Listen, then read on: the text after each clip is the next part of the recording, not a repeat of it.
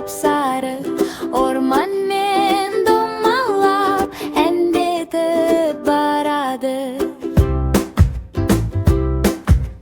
Мен атадан қаштым, мен әжеден қаштым, Қояндыда көрдім, әнімді мен айттым. Бауырсақ, бауырсақ, дөңгелек сап-сары, орманмен домалап әндетіп барады. Қасқыр маған келді, мені жегісі келді. Жеме мені қасқыр, бауырсақ әндетті.